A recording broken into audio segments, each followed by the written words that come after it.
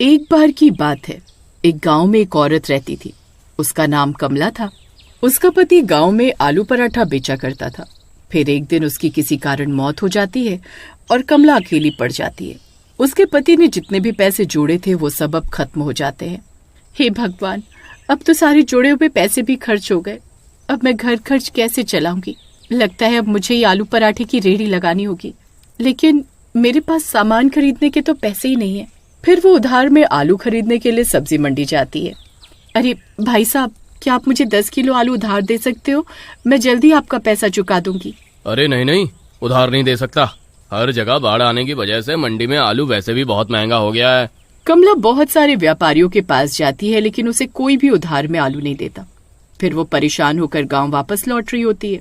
कितना अच्छा होता अगर हमारा खुद का एक खेत होता। मैं खुद के आलू उगा लेती, बाहर से खरीदने भी नहीं पड़ते और मुनाफा भी ज्यादा होता।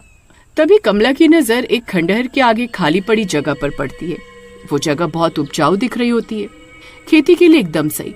अरे एक काम करती हूँ, इस खाली जगह पर ही आलू उगा देती हूँ। वैसे भी यहाँ कोई आता जाता तो है नहीं। कुछ ही दिनों में मेरे पास बहुत सारे आलू हो जाएंगे। एक बार मेरा काम धंधा चल गया तो फिर मंडी से आलू खरीद लूंगी। फिर यही सोचकर कमला उस खाली जगह के लालच में आकर वही आलू की खेती करने लगती है। लेकिन उसे ये नहीं पता था कि जिस जमीन पर वो आलू उगा रही है वो जगह श्रापित है।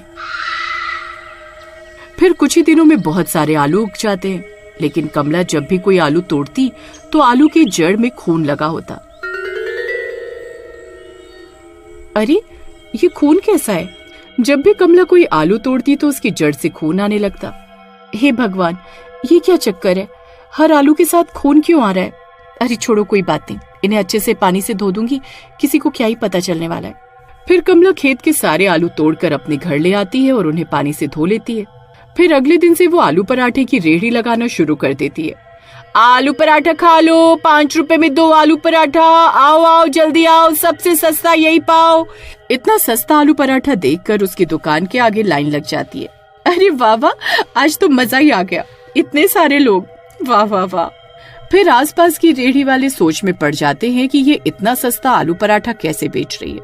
पहले ही दिन कमला की बहुत अच्छी कमाई होती है, लेकिन उसे क्या पता था कि उसके आलू पराठे की वजह से पूरा गांव तबाह होने वाला था। फिर आधी रात होते ही अरे बहुत दर्द हो रहा है।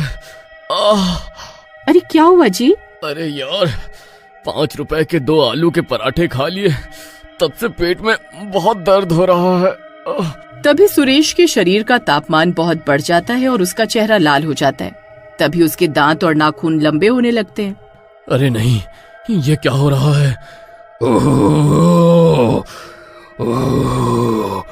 तभी सुरेश डरावनी डरावनी आवाजें निकालने लगता है।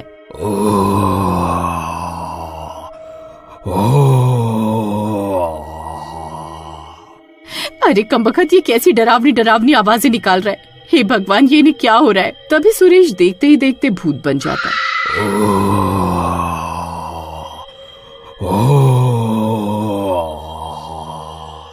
उसकी पत्नी की हालत खराब हो जाती है। अरे मर गए रे, ये इन्हें क्या हो गया? ये तो भूत बन गए। मुझे भूख लगी है, मुझे आलू पराठा खाना है। जल्दी मुझे आलू पराठा लाकर दे, नहीं तो मैं तुझे खा जाऊंगा। अरे नास मिटे, आधी रात को मैं आलू के पराठे कहाँ से लेकर आऊं? तेरे इतने हिम्मत, रुक, तुझे अभी मजा चखाता हूँ, तुझे खाकर अपनी भूख मिटाऊंगा। अरे भागो रे, अपनी जान बचाकर भागो, ये नास मिटा तो मुझे खाने की बात कर रहा है। तभी सुरेश की पत्नी भागते भागते घर से बाहर निकल जाती है और घर का दरवाजा बाहर से बंद कर देती है।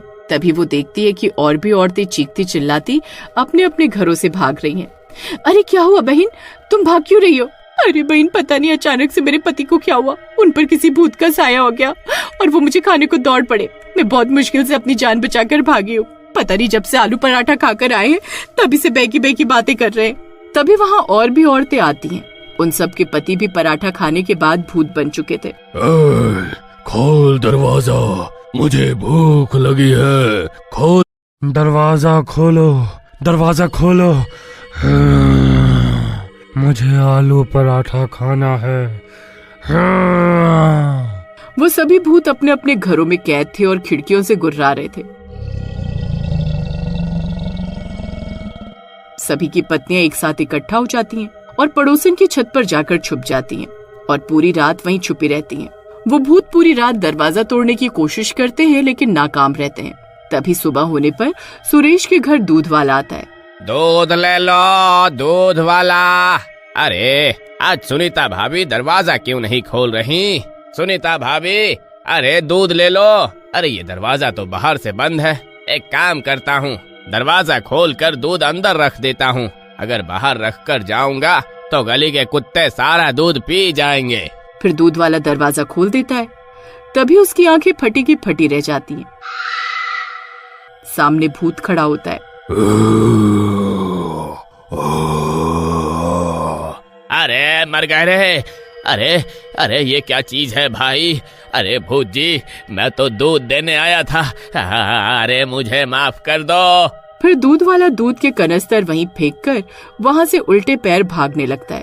अरे मर गए रे। अरे ये भूत कहाँ से आ गया?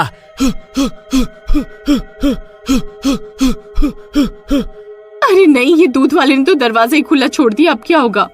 फिर भूत गुर्राता हुआ घर से बाहर निकल जाता है और अपने साथी भूतों को भी उनके घरों से आजाद कर देता है। अब वो सब भूत गांव की सड़कों पर घूम रहे होते हैं।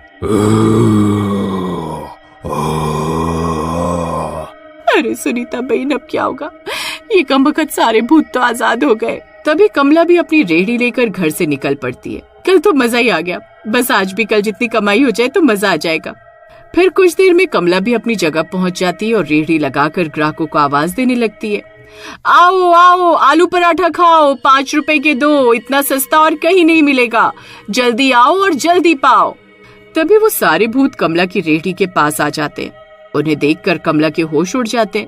अरे मर गई रे, ये इतने सारे भूत कहाँ से आ गए? हाय, अब मैं क्या करूं? ओ कमला, जल्दी से आलू पराठा खिला, मैं कल रात से इसे खाने के लिए तड़प रहा हूँ।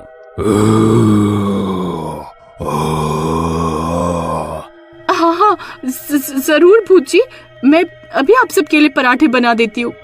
अरे यार, मैं कहाँ फंस गई, अब मैं क्या करूँ? अगर मैंने कोई भी होशियारी दिखाई तो ये सब मिलकर मुझे ही खा जाएंगे। वहीं दूसरी तरफ सुरेश की पत्नी बाकी सब औरतों को लेकर जंगल में तांत्रिक के पास जाती है और उसे सारी बात बताती है। तांत्रिक अपनी शक्तियों से सब देख लेता है।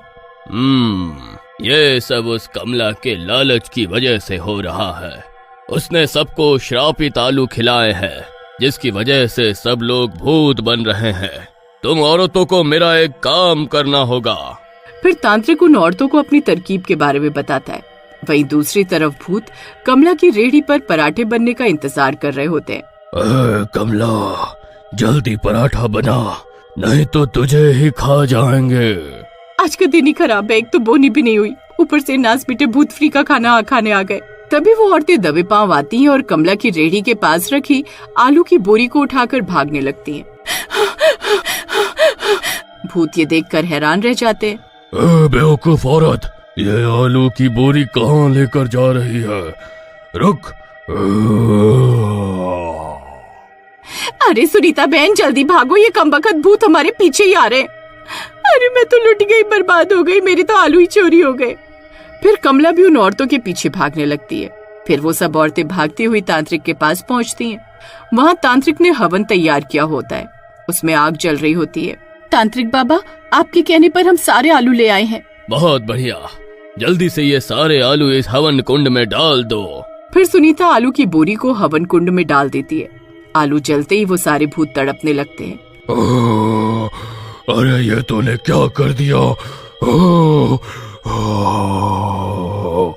फिर देखते ही देखते उन सब आदमियों से भूत का साया हट जाता है और वो सब ठीक हो जाते हैं। अरे वाह वाह, मैं तो ठीक हो गया। कमला, ये तुमने ठीक नहीं किया, तुम्हें उस खंडहर के खेत से दूर रहना चाहिए था। जी मुझे माफ कर दो, मेरे लालच की वजह से ये सब हुआ है, मैं आगे से ऐसा कुछ नहीं करूंगी। फिर कमला सबसे माफी मांगती है और मेहनत करके अपना आलू पराठे का काम चलाती है।